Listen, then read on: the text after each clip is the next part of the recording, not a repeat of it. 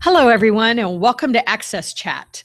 Today, we are featuring Malcom Glenn from Uber, and we have Antonio Santos, and Neil Milliken decided to take the day off since it's a holiday, and his wife said, no working. So it's just the three of us, and we're really excited to welcome Malcom Glenn to the program. So welcome, Malcom. Thanks, Deborah. I'm glad to be here. Yeah, we're really excited. I had the pleasure to interview you on my program, Human Potential at Work, and we're going to put a link to that interview out so that people can watch that as well as watch this as well. And we're really excited to talk to Uber about, what you're doing all over the world to make sure that people with disabilities, and really not just for people with disabilities, but anyone that wants to use or work for Uber can successfully do it, whether they have a disability or not. So, Malcom, tell us more about your background and how you got involved with Uber. Absolutely. So I've been at Uber now for just shy of 2 years, and I really came on because I think there was an understanding at the company that as successful as the business had been, we're now in over 70 countries and 500 cities around the world. As successful as we were at getting into cities and building up that demand and creating an opportunity for drivers to make money on their own terms, we weren't doing as good of a job at building those relationships with people in the community, particularly people who have traditionally had a really hard time getting access to either transportation or work, or as the case often is, both of those things and the way they overlap. And so I came in to really start to engage with folks in communities to understand both how we can take their feedback and make the platform more accessible for the constituents they represent, but also to tell the story to their members about why Uber is a reasonable, safe, affordable, and accessible option to help increase their mobility options. And so my background is in advocacy, both kind of in the nonprofit world, in the education world, and then more recently in internal corporate environments. And so it was a combination of a couple of skill sets, a sort of passion for infrastructure and transportation and creating mobility options, a background in advocating on behalf of populations that oftentimes don't have a voice, and an experience in tech. My previous employer is actually Google. And so I think the combination of the two was a perfect fit for me to come in and try to increase the accessibility options for Uber and also tell the story to communities about the work that Uber is doing to help increase mobility options. And Malcom, once again, I've had the pleasure of interviewing you already for my other program. And the thing that I really like about you is that you're not afraid of the hard questions. And of course, Uber as an innovator, but as a disruptor, has had its challenges. And I know the CEO resigned a few months ago, and with this innovation and disruption, there's been a lot of people feeling that Uber wasn't really committed to their communities. For example, I know that many people with disabilities were really not feeling like they were going to be included in Uber's plan, which we talked a little bit about that, on the program. But do you mind just exploring that a little bit more? Because I think your role is so critical for Uber. So how does Uber really make sure the communities, all of the different communities in the different cultures, in the different 70 countries, how do you make sure that, people are being listened to and included? Well, Deborah, it's a really good question. And I think to really get at that answer, you can kind of look at the evolution of where Uber was and now where Uber is. And so when we started, and this was in 2010, and it became about in part just because there were two guys who lived in San Francisco who couldn't get a cab. Cabs were not very reliable. There was not a really good experience. And so it came about as a result of just not having a great cab experience. And the motto back then was everyone's private driver. So this was really just a service that was for people who had the means, who maybe just wanted to go out with their friends on a Saturday night. It was not intended to be the revolutionary concept that it has become today. Fast forward now to 7 years, and our mission is a little bit different. It is to provide safe and reliable transportation to everyone, everywhere. And by everyone, we really do mean everyone. Now, obviously, that's not a mission that we have completely accomplished right now. Certainly, being in 70 countries is great, but there are way more than 70 countries. Having accessible options in some cities is great, but there are people with accessibility needs everywhere. And so I think what you have seen with Uber is exceptionally fast growth. A concept that started small that became bigger than anyone anticipated. And as a result of that, some growing pains. We've grown faster than any other private company in the history of companies. I mean, that you cannot understate the degree to which we have become a sort of a revolutionary concept in a really fast period of time. Now, with that came some growing pains. I think understanding the value of building those relationships in communities so that we're providing an opportunity that can really serve everyone is something that we didn't do as well in the beginning of our life cycle, but something that we have been really focused on in the last couple of years. And so, I'm one person who's focused on these issues, particularly in the United States, but there are people who are focused on this work all across the globe, because that's another thing that differentiates us from a lot of other companies, is that we're not just doing this in one geography, in one location, with one set of laws. We actually want to be a safe and reliable and affordable and accessible product everywhere, all across the world. And we're building towards that, and it's going to take some time. And I think, if you just look at the last couple of years, you've seen some progress, but we know we have a lot more progress to make, and we understand that we can't make that progress in a silo. And one of the most important ways that we can do that is by continuing to have conversations with experts and advocates and people who have been devoted to this work for a lifetime. We've only existed as a company for 7 years. There are people who have devoted their lives to this. And so we have so much to learn from them. And I think through those conversations, through that engagement, through those partnerships is how we're going to get better and ultimately work towards achieving that very lofty mission. I can't believe it's only been 7 years. Yeah. It's amazing. Because everywhere I travel, I use Uber. So it's just hard to fathom that it's only 7 years. But let me turn the mic over to Antonio. I know he has some questions.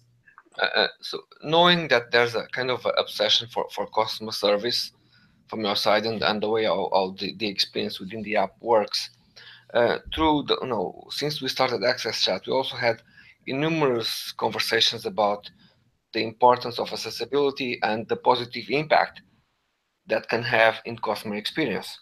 So how do you think Uber can go the extra mile in terms of improving customer experience for people who have special needs in terms of mobility? And at the same time, just parking that side of the question here, and then how can you mentioned that you work in different geographies. There's also a challenge there because regulations are different all over the world, and even perceptions from drivers about what accessibility or what people with disabilities are also different. So how can you address the two in order to make a real impact?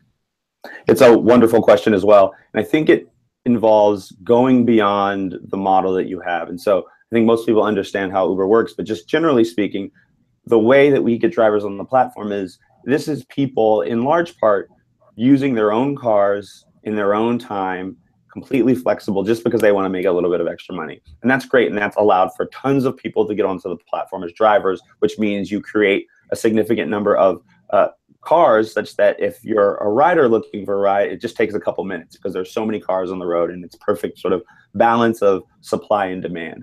But one of the challenges that comes with that is obviously that most people's individual cars are four-door sedans. And so when you're talking about providing an accessible option for, say, people in power wheelchairs, that obviously means that we need to go outside the traditional model we have of people using their own cars. And so, the easy thing would be to say, well, our model doesn't fit this way. Sorry, too bad. But that's not what we want to do. We want to say, okay, how can we be innovative?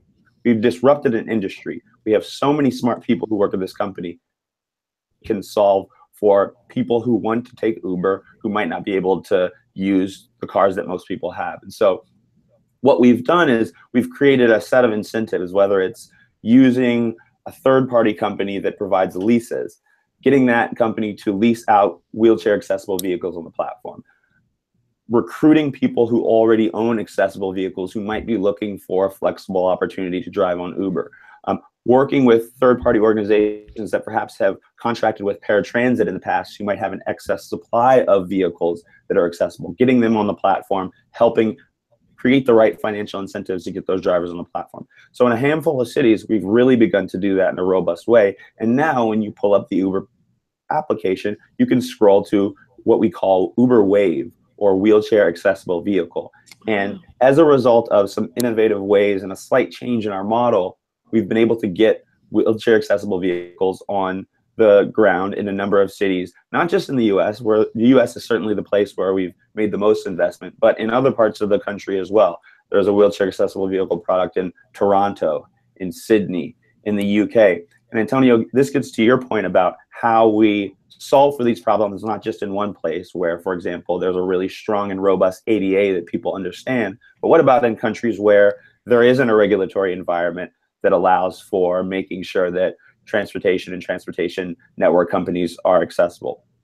Well, I think the way that we think about it is really sort of the long-term play. Are we solving for this problem because we want to avoid lawsuits? No, we're solving for this problem because we want to provide a solution for everyone who needs to get around. And so I think if we think about it from the prospect of not how can we mitigate a bad thing happening, but how can we maximize the number of good things that happen, that's the way you can say, it doesn't matter if the regulatory environment doesn't exist. It doesn't matter if perhaps culturally there's not as much of an understanding of why accessible transportation is important. And so changing that mindset and really focusing on how you can maximize your positive impact, I think is the way that you say, listen, maybe there's a law that says we have to do it here, but regardless of what the law says, we're going to do it because we know it's the right thing to do.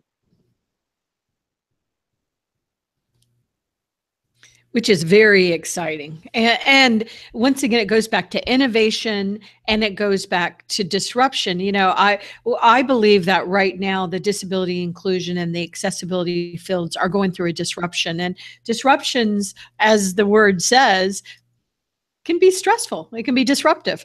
And so I know you had talked about this on the interview I did with you, but will you talk a little bit about how Uber has reached out to the different disability groups, like the community of people that are deaf, to make sure that they also are having the same opportunities as people that might not have disabilities? Because I know you're doing some cool things with the community of people that are deaf and others.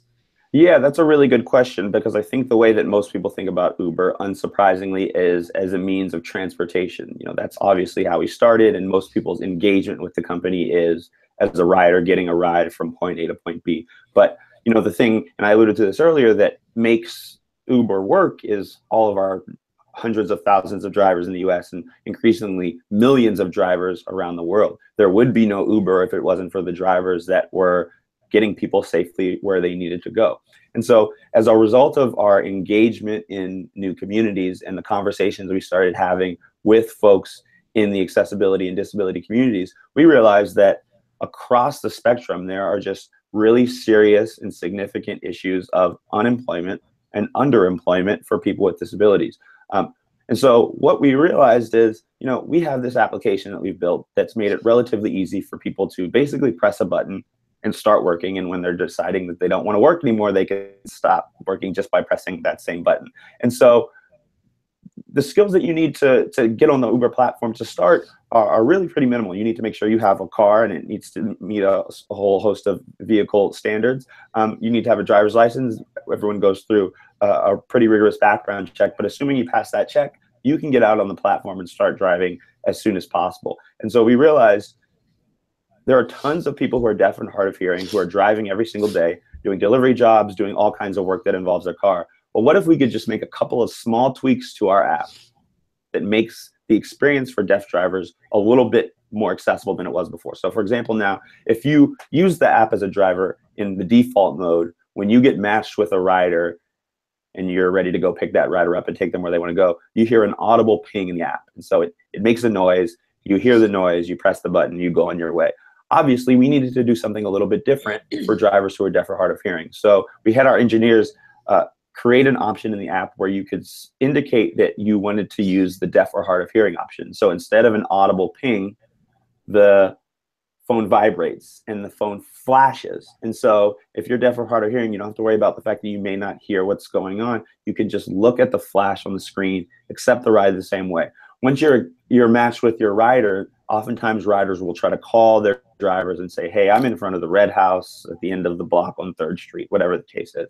Well, if you're matched with a driver who has the deaf or hard of hearing feature enabled, the call function is disabled. And so you're encouraged in the app to text your driver instead of trying to call them.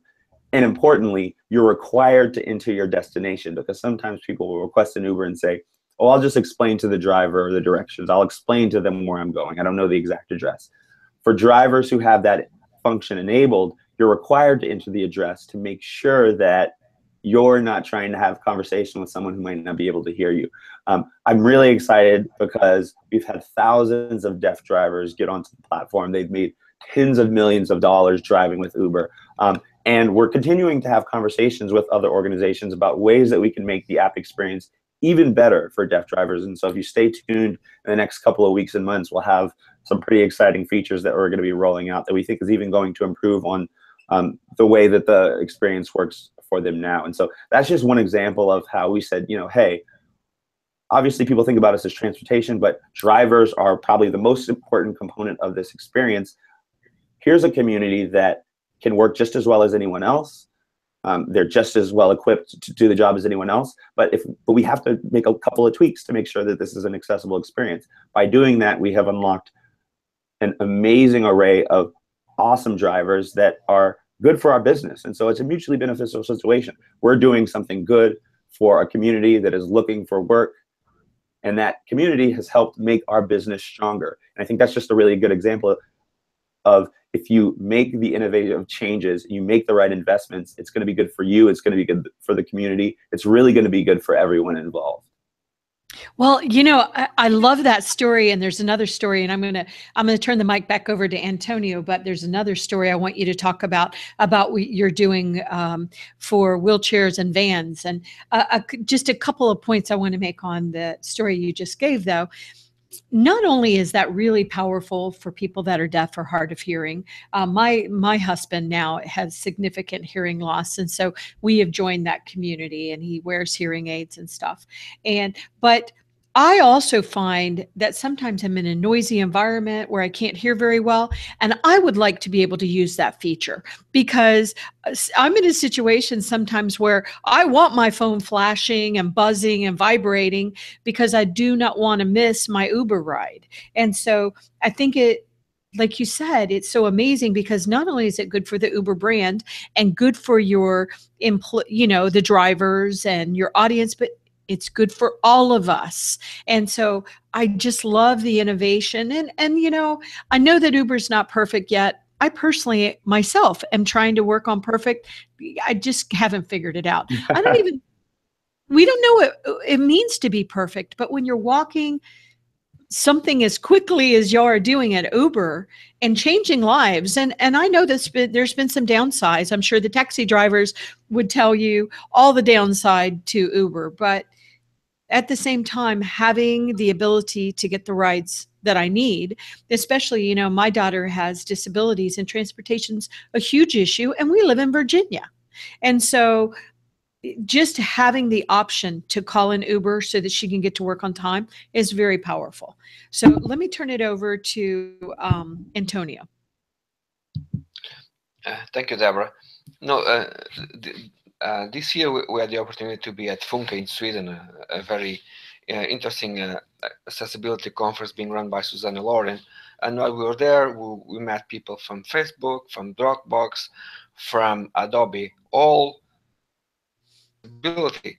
And you know, we have these informal conversations of some scones and coffee or during breakfast, and we never realized that sometimes people working in this area of accessibility or advocacy, it's almost like you are a change agent inside your organization. You are somehow working with others and telling them how important a few things are. Can you tell us about, you know, of inside Uber and the role that you have by communicating with your colleagues about accessibility, about how you communicate to them about the work that you are doing with other communities, and at the same time, how you connect yourself with other practitioners in the area of advocacy and accessibility? It's such a great question, and I think that's why I was drawn in part to this role in the first place, is because I do have a background in advocacy, and in the past, it was largely external advocacy. So I worked for an organization, for example, that worked on education issues for kids from low-income families, and I advocated externally on behalf of those families. And so as I have transitioned into the corporate world, I've realized that there needs to be that advocacy internally as well. And so I look to myself in part as the advocate on behalf of the community inside of Uber. And so, for example, we have done a lot of really great things around sort of changing our application and improving on it to make it more accessible. I think the example of for deaf and hard of hearing drivers is a really good example. And Deborah, I'm glad you pointed out the fact that this is a feature that's valuable for all drivers. If there's a driver who, for whatever reason, would prefer a flash instead of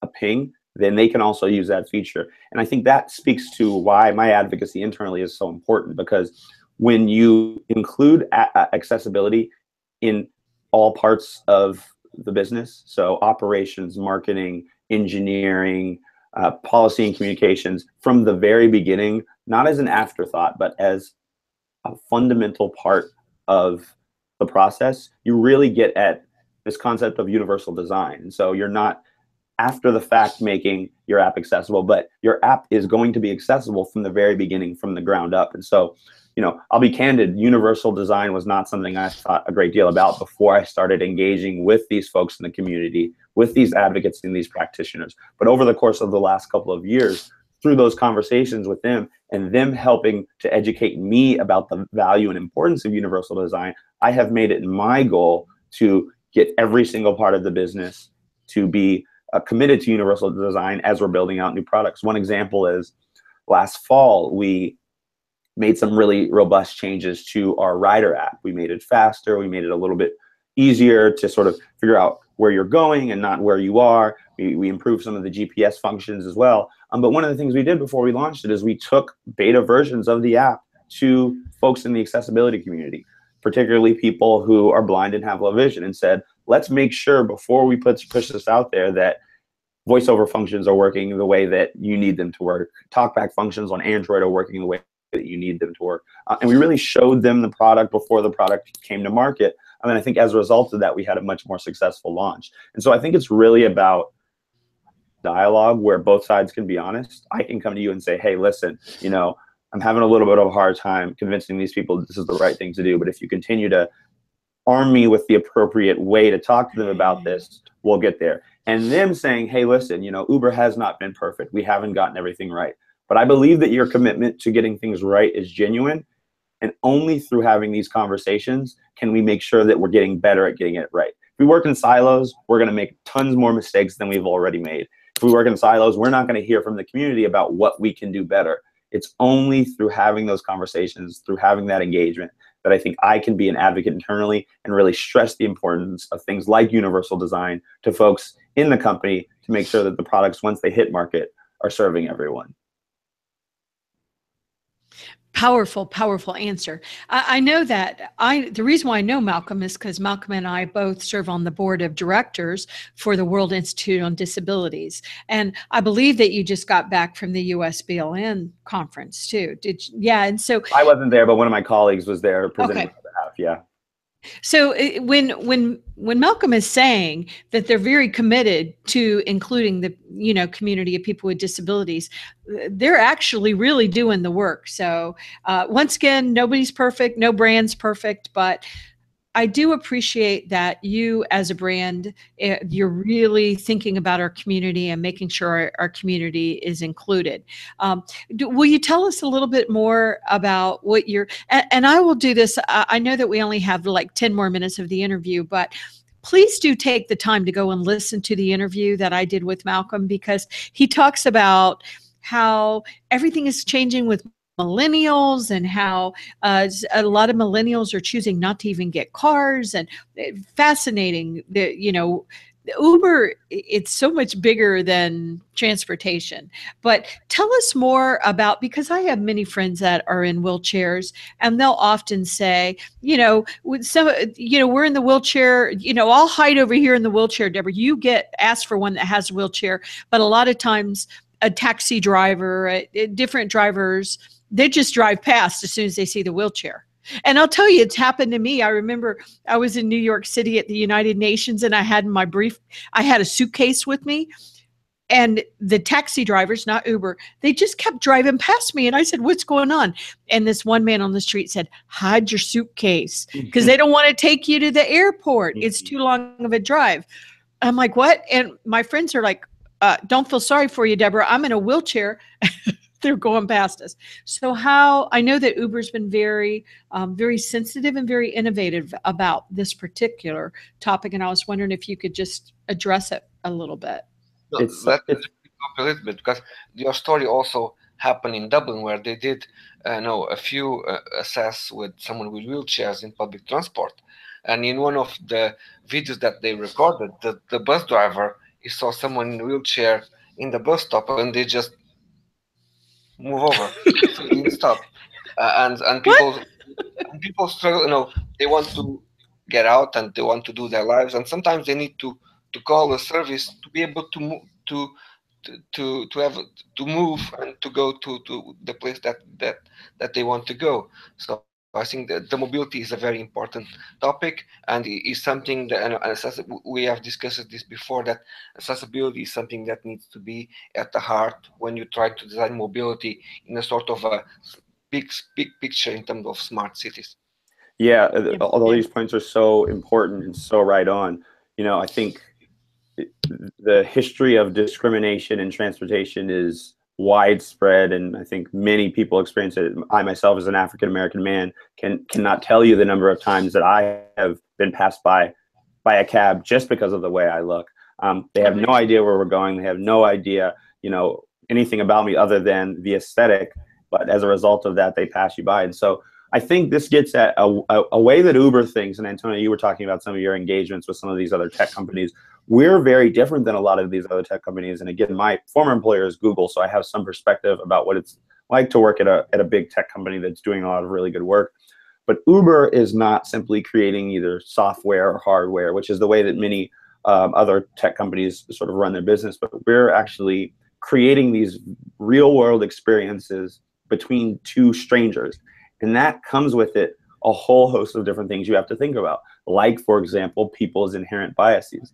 So one of the things we've done is we've tailored the application. This is something that we were very deliberate about from the very beginning, in such a way that we can start to at least alleviate some of the traditional discriminatory practices that have existed in transportation, and particularly among taxi cabs, for a long time.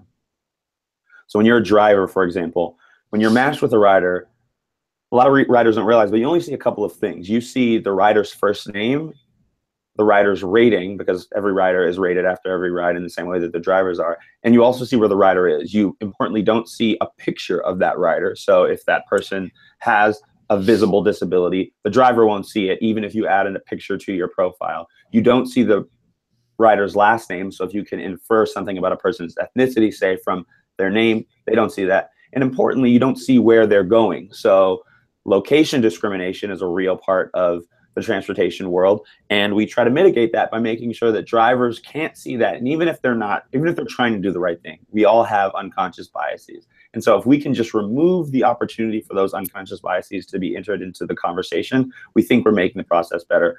We also have the opportunity through our communication with our drivers to let them know what they should be doing, let them know what their requirements under the law are, let them know what the requirements under our policies are. So drivers are made aware of the fact that if the wheelchair is foldable, you're required to take it. If the person has a service animal, you are required to accept that service animal. And obviously, there are still instances where, unfortunately, drivers don't do the right thing. But what we can do is we can make sure that we're communicating very directly with drivers on the front end. And when those instances do come up, we're making sure that we're taking very swift action with those drivers on the back end. It's not going to fix every single problem, but what it can do is it can mitigate those problems and make the likelihood that you're going to run into those experiences, whether you're in a wheelchair, you have a service animal, or you simply just look a certain way, we can make sure that you're very likely to get the same experiences as everyone else. And I think that's such a good point. The brand Uber is trying to make sure everyone's doing the right thing. Doesn't mean everybody does the right thing every time. But when the brand says, this is who we are, this is what we stand for, and then there are consequences to the drivers if you find out that they're not following your policies. I think that says a lot about the brand. And once again, nobody's saying Uber's perfect. And I know that there's a lot of people that like to pick on Uber, but it's really sort of amazing what you've done. And for people with disabilities, especially in wheelchairs and others, to have employment opportunities and to be able to get rides. Transportation is a huge issue. And of course, as our population ages, I did a show the other day talking about dementia. There is someone in the United States, every 66 seconds, someone in the United States is being diagnosed with dementia. The 74 million baby boomers that are in the United States, I mean, not all of us can drive the same ways. And I mean, it's just very interesting what's happening to our world.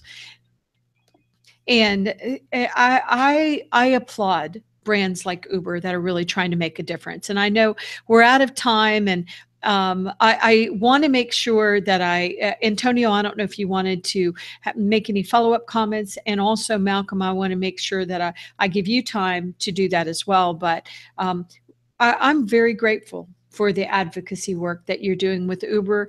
And we want Uber to make a lot of money, Malcom, and we want them to hire a lot of people, including people with disabilities, because they're talented individuals, and we want you to keep changing the world. The world's messy. So we really applaud what you're doing. Antonio, did you want to make any more comments? I think it's really important that when you are working in the industry, that you are able to be reachable. And and that helps people to be trust on you. We talk about accessibility and people with disabilities, and then we just disappear, and nobody can reach us in any sort of way.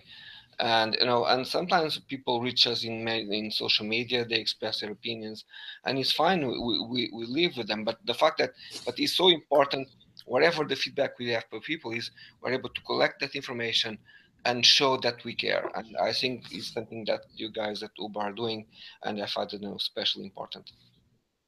Well, I appreciate that. Thank you.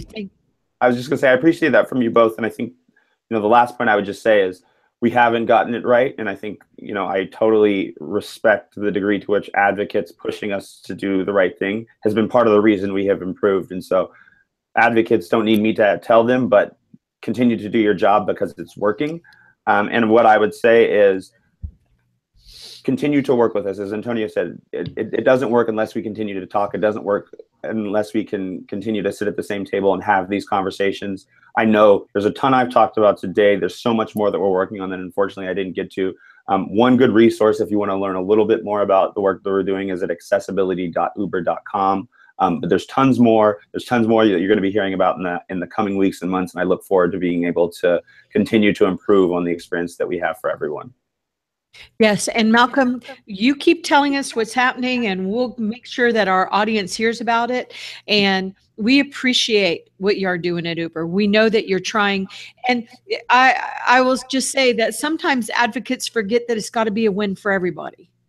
And sometimes when a customer will introduce me as an advocate, I'm like, well, I am an advocate, but I'm a strategist as well. Because when it's a win, like some of the examples we gave for everybody, that I really like that. But so thank you so much, Malcom. But before we close, we want to thank Barclays Bank. We love Barclays Bank, and we really, really appreciate how Barclays is supporting AXSChat and everything that they're doing to include the community of people with disabilities in employment and their workforce and as clients. And we're just really grateful for the brands like Uber and Barclays Bank that are really making a difference for our community. So thank you, Malcom, and thanks, Antonio. And we miss you, Neil. Thank you, Deborah. Bye, everyone.